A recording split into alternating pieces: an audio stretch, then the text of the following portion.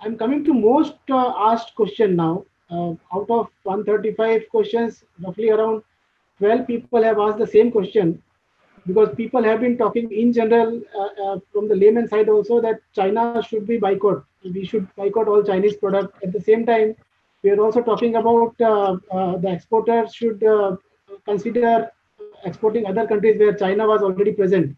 So, coming to that question, what strategy Indian businesses should adopt to compete export market in terms of quality, pricing, supply chain, and how do we showcase India as a substitute for Chinese export market?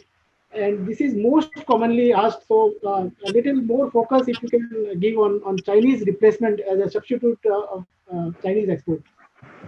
See, actually, one important thing, or rather, a couple of important things. One is it will be extremely difficult and extremely challenging to replace and dislodge China, at least in the near term.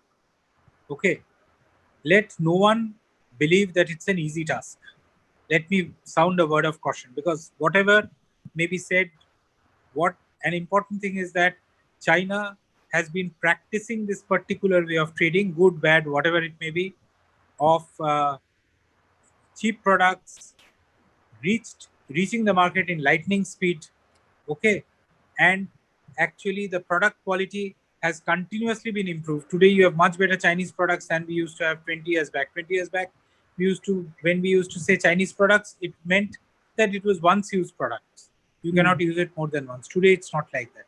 So essentially that is one part. China has practiced this deliberately as a matter of strategy for last 20-25 years. They have financial and other infrastructure backing them up. That is one. Secondly, China has given a huge amount of aid and huge amount of financial assistance to a lot of countries, which may find it difficult really to come out of the Chinese uh, clutches or Chinese way of doing the Chinese products, and suddenly stop doing Chinese product and going for Indian products. Now, what is important is there is a large challenge in taking up this particular challenge of substituting China. At the same time, what is important is there will be some fall-offs and some decline in Chinese exports, definitely, because a large part of the world appears to be reluctant to import Chinese products. Good, bad, justified, unjustified, I'm not going into that. Now, if that happens, then Indian products could have an opportunity to make an inroad into those markets where China could stop production and supply. Now, let us be very clear about one thing, that it will be very difficult for us to compete on price. It could be easier for us to compete on quality, provided we take care of the quality factor by deliberately looking at it and improving the quality. A lot of Indian products are of good quality, internationally accepted, but we have to quickly move to the various standards, international Euro standard or other standards, international standards, which have been set to produce product. A lot of our products are not, we are not in a position to export because we do not produce the product which is internationally accepted standard. Like petroleum, India is one of the largest refinery producers in the world, but India has does not Indian refined petroleum oil does not go into every market and also into a lot of advanced country markets, primarily because we do not meet the European standards or Euro standards or the US standards. Now that way we have to really look at, and every product, let me tell you, every product have a standard prescription. It is not only petroleum, even good amount of pharmaceutical products, good amount of FMCG products and all are there where you have standard. Now, what I am of a very definite view is that if we can increase the product quality and initially concentrate on the nearby markets, because again, I have a feeling that the nearby market could actually present a good opportunity for Indian products, then that is the first place to try out to dislodge the Chinese and then make foray into the larger market. Definitely, some amount of market will open up. How much I do not know, and that market has to be catered.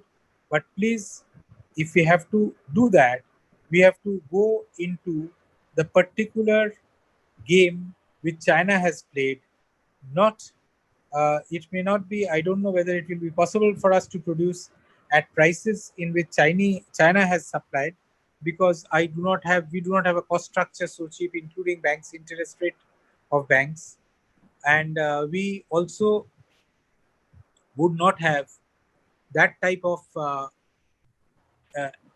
quality control, that type of delivery schedule adherence, which is there because our infrastructure is not so good to ship a product from here to elsewhere in such lightning speed. So these are the different difficulties.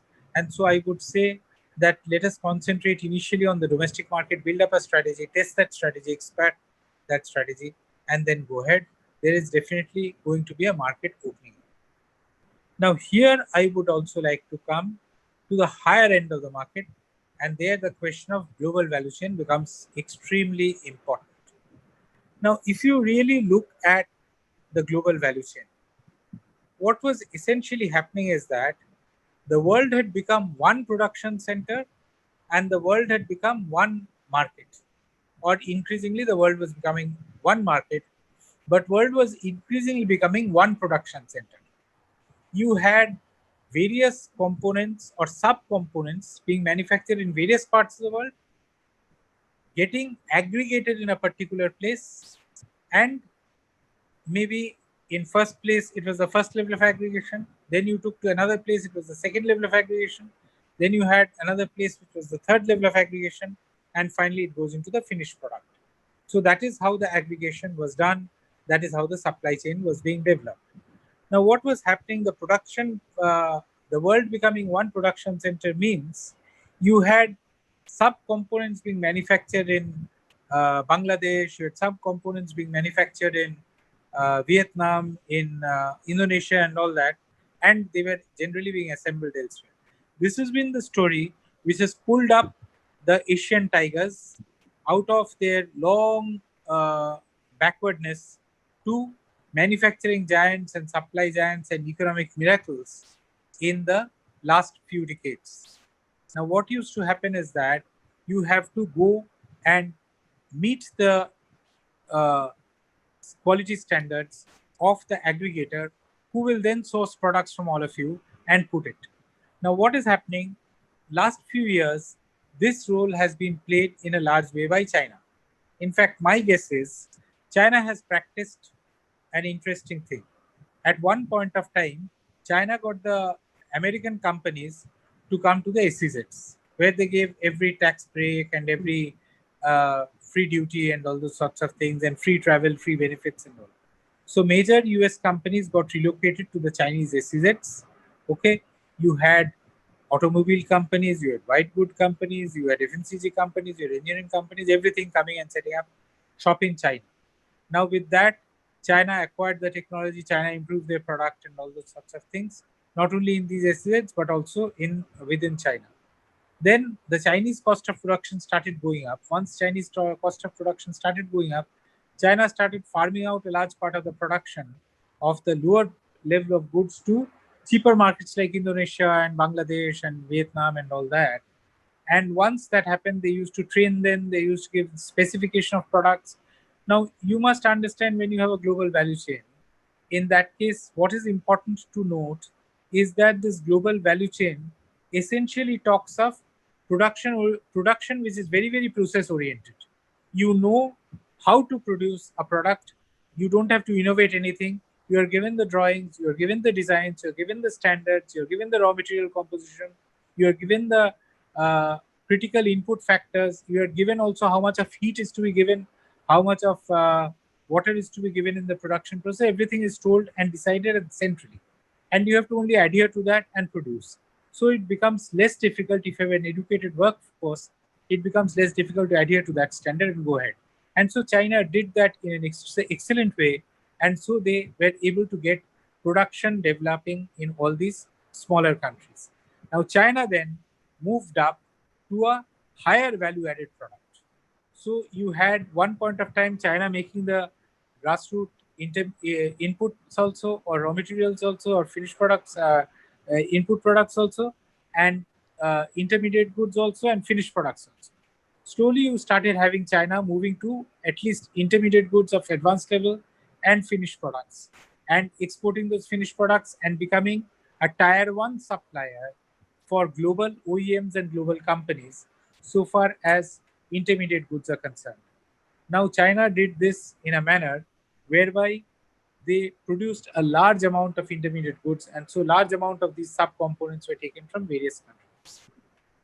Coming to India, really speaking, we have been supplying to a certain extent to the global value chain, but we have not been the providers of this global value chain. We did not have any product or any production which could actually be said that India is producing, except maybe auto components. India is producing for the world market, and from here, various countries of the world supplies it here, and then we export, or intermediate goods, we become a tier 1 supplier. That was really not happening so far as Indian value chain is concerned. So what I would feel is what India have to do if really Chinese influence has to go, then you have to not only take away the Chinese and try to get in there, but you also have to ensure that these small units, which have tiny units, which have come up in various parts of the world, like in, let's say, Indonesia, in Thailand, in Bangladesh, in Vietnam, in Cambodia, and all these places, those people also should be in a position to market their product, because look at the importance. Their quality standards and all are all established. Now, you should not try to compete with them there and throw them out and take the full value chain, because in that case, it will take a long time for you to reach the Chinese thing. What I would suggest is that let us do like this. Let us, with our type of engineering skills we have, type of knowledge base we have, type of ability to deliver and all we have, type of financial system we have, we can actually, instead of trying to manufacture these components and exporting to the global value chain, if China is vacating the global value chain, we should try to go to those levels which China vacates, that is the intermediate goods and the final products. Please let us not say that all intermediate goods, all raw materials and components will be supplied by Indian companies under Make in India program. That can happen over time. But initially start importing from Cambodia, Vietnam, Bangladesh and all, whose product quality and standards are accepted. You import them, put it into your system, so that your system of intermediate goods and finished goods production also manufactures high value added and high quality products which are accepted in the international market. And then only very soon you can substitute the Chinese by Indian products and Indian engineering skill. If we do not do it in this manner, if we start producing from rudimentary level, then our competition will no longer be with China, but our competition will be with with Cambodia or Vietnam or Bangladesh. Now, that is not what we are aiming at. We must understand our strong point. Our strong point is no longer ability to manufacture at cheaper cost. Our strong point is actually in ability to design products, ability to engineer products, ability to have a high value added and high knowledge content product. So let us concentrate on that and try to beat the Chinese on that. Let us at least initially rely for supplying to this from the existing suppliers in various parts of the world. That is how I would suggest let us go about. Thank you very much, sir. Very analytical approach to answer this very critical question. And I hope most of the exporters will take benefit of your inputs on how to substitute India for Chinese export market.